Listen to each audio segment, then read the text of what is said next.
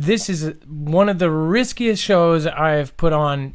I never say that. I never just say that for effect. I don't do this just for this and that. People want to say views, this, that. We get the same amount of views on the show every single night. Tonight, though, I am actually, for the first time in a while, worried about saying some of the information that we have received.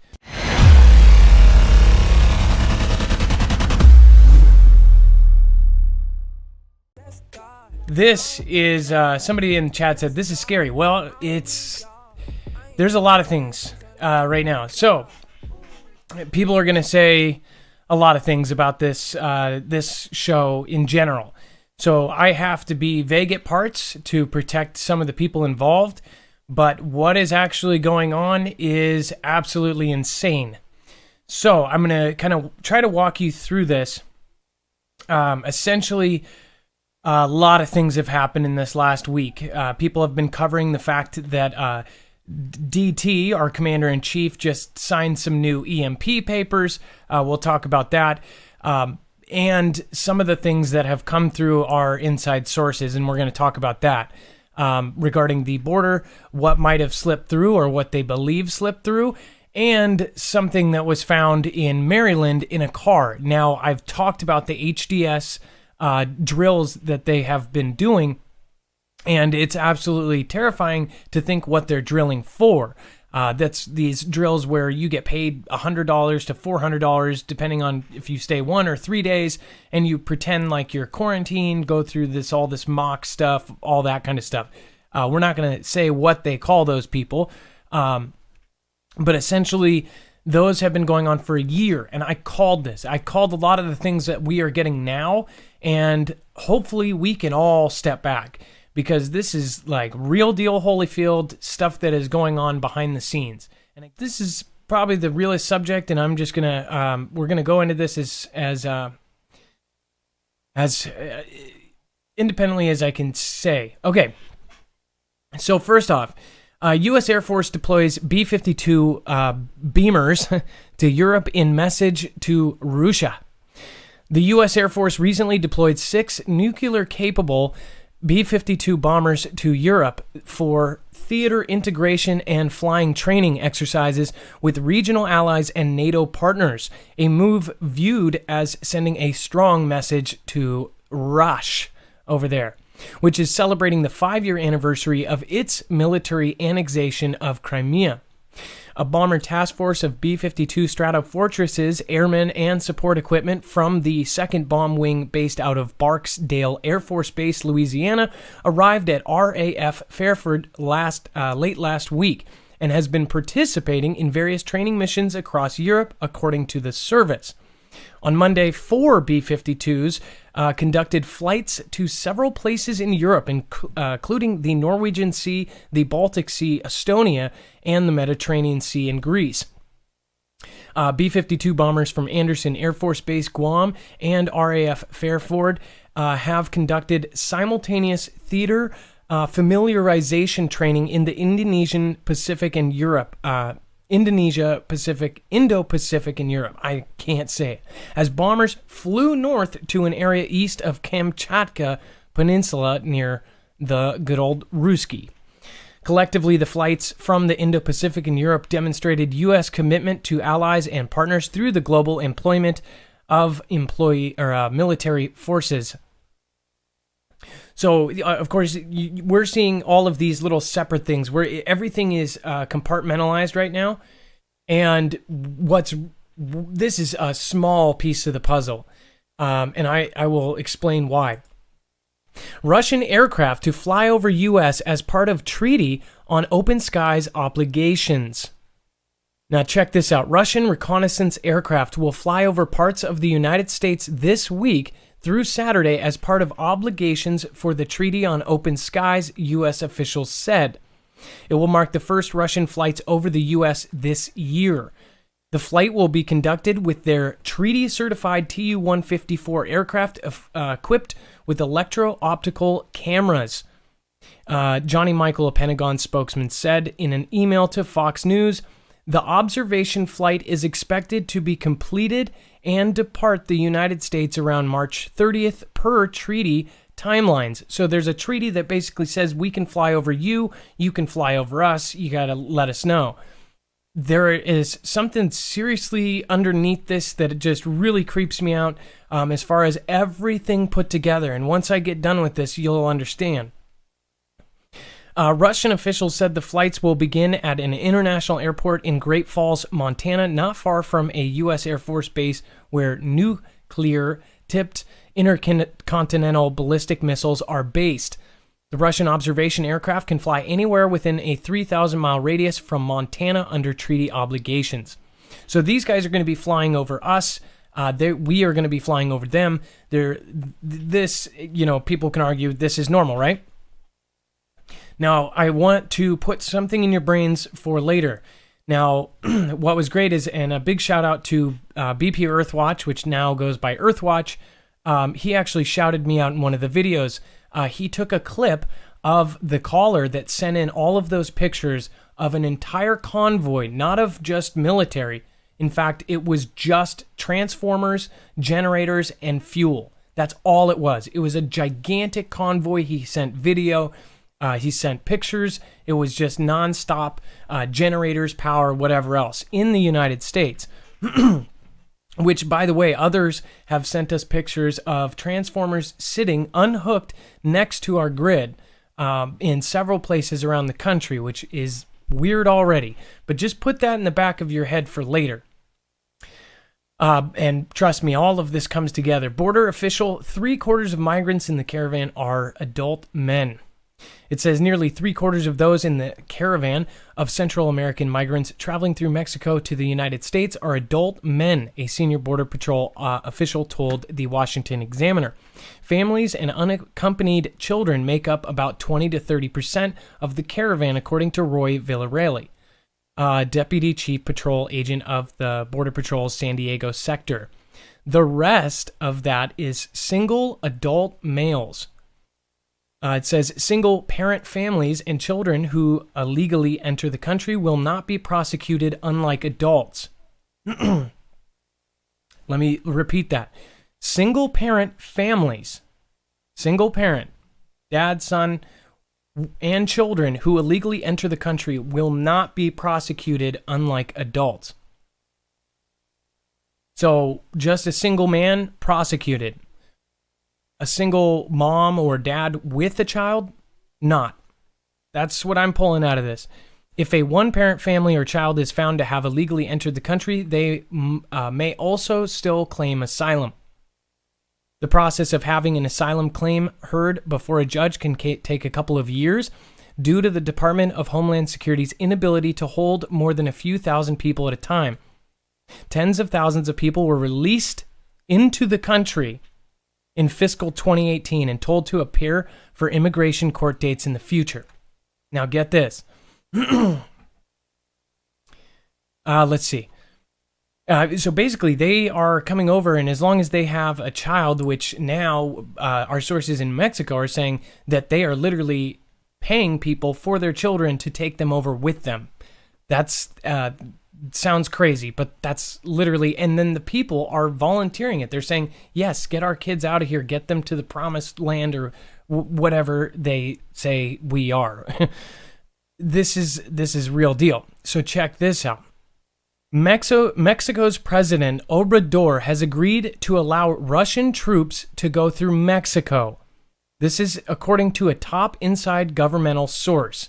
Now, we can't say who it is to protect their identity, but again, let me just repeat that. Mexico's President Obrador has agreed to allow Russian troops to go through Mexico. Also telling close family members along the West Coast to head for the mountains. Top inside governmental sources. Our source usually runs about 2 weeks ahead of media coverage, so we can expect to hear this information leak over the next week or two. So we're going to break this here tonight, and mainstream, if it doesn't cover it, fine, call us crazy. But this is a really good source. Where is Russia going? Why do they need access through Mexico? It's a big question to ask. Pathway to Venezuela by sea or air, this doesn't make much sense. Refueling stop? Not really. Let's go back one. Is there a sinister plan for a Russian invasion from the south? Would the migrants be a part of the plan? Border official, 3/4. Of course, all of these that we have just read. It's a very odd thing. Is Putin striking back at T-Man for the INF treaty? In February, Putin said he would deploy missiles targeting decision-making centers if the United States sends missiles to Europe. In March, U.S. Air Force deploys B-52 bombers to Europe in message to Russia. Get this. Russia will be flying over the U.S. for the next few days. Russian reconnaissance aircraft will fly over parts of the United States this week through Saturday as part of obligations for the Treaty on Open Skies. So when we put half of this, and there's more. Just a couple days ago, nobody covered it. We put a video out on it, and of course it didn't go viral. Nobody cares about the big V over here, right?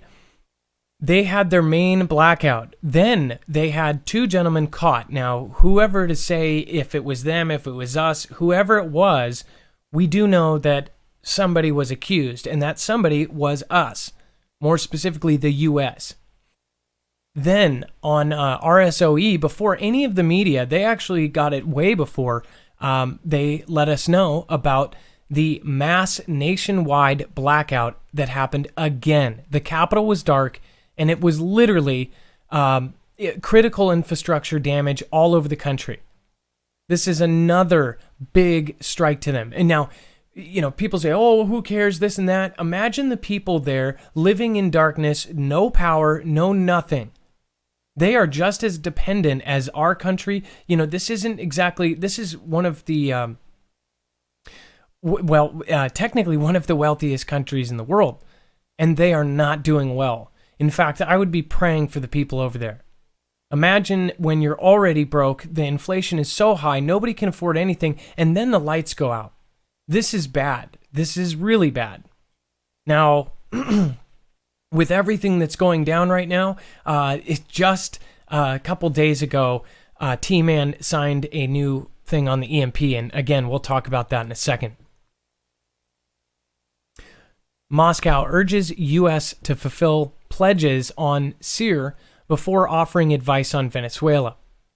U.S. Pres DT should first stand by his promise to withdraw U.S. troops from SEER before calling on Rus to get out of Venezuela, Russian Foreign Ministry spokesman said on Wednesday. And let me just make sure I've got this somewhere. This is what this is referring to. T-Man, our president, says, Russia, get out. It says, U.S. President DT met with Fabiano Rosales, wife of Venezuelan opposition leader Juan Guaido, and demanded Russia end support for hard-left President Nicolas Maduro. It says, Russia's deployment of troops and equipment to bolster Maduro has ratcheted up already high international tension in Venezuela, where the T administration is pushing hard for regime change amid mounting chaos in the once rich country. Russia has to get out, is what he said at the White House alongside Fabiana Rosales, wife of the opposition leader Juan Guaido, who has been recognized by the United States and more than 50 other countries as Venezuela's interim president in place of Maduro. We are basically playing part of a coup. We are actually trying to oust him out of his presidency. This is meddling in things that, some argue we shouldn't be. But why? What is the reason behind all this? Why are they so heavily backing them? Why are they stepping in there? Is it over principle? Are they sitting there saying, you're not going to do this because of the geographical area? Why do they want it so bad? Is it the oil? Is it the supplies, the resources that are there? Most likely. But is there something even beyond that? Now, I'm going to tell you guys something that So I have to be incredibly vague because the source that it trails back to, we do not want them to find out. But this, I will give credit to our third channel, Marfoogle Reports, and Shauna. And I have to be very careful with what I say. Basically, I'm going to let you guys guess what they believe came over. And it has to do with the thumbnail that I did, the sign, radioactive, and they know. They want to say they know. The tip of something got through and over the United States border, supposedly, allegedly. On top of that, in Maryland, on I-68, now, a lot of people won't talk about this. In fact, Defango actually talked about this, which when I found out the news, I said, is anybody else talking about this? And surprisingly, they said Defango was one of the first people on it. So this man was pulled over, and the first story that came out before some other story covered over that was that it was a DB, a dirty boom. And this dirty boom actually was in the car. Then they changed it to there was a powder found in the gentleman's car. From our source, from a reliable source, it was not powder. In fact, it was something. And like I said in the very beginning, the HDS drills that they've been doing for over a year now, all over the country, in every state, they're preparing to fight in the dark. We've got all this EMP stuff going on. This is big.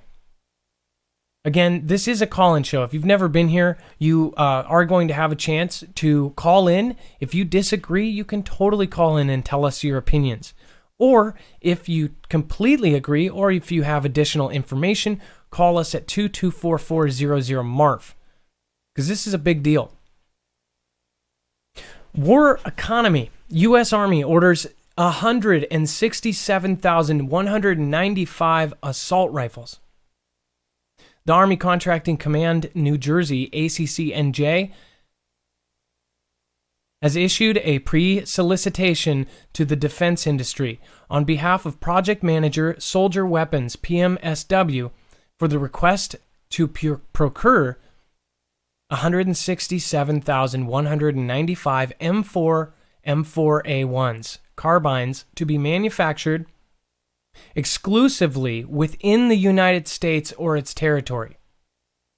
It's a key part there. It's going to be made here. They want it exclusively made here. This is the solicitation number W15QKN-18-R-0219 if you would like to look it up yourself. On top of this, there is another order that is not publicized, and I'm not going to publicize it for you guys. And somebody say by itself, it's a simple order of more night vision goggles. But as you may know, last year there was a gigantic big deal about why they were ordering so many. And now it's starting to come into play. Where is it completely dark right now? Now, I don't want to flip-flop because I don't know where they're going with this. But I will say this. I am heavily focused on figuring out my plan. Like, as a YouTuber, I put on a show, but at the same time, we talk about real subjects, we get real info, and then when the info gets too real, it gets really nerve-wracking.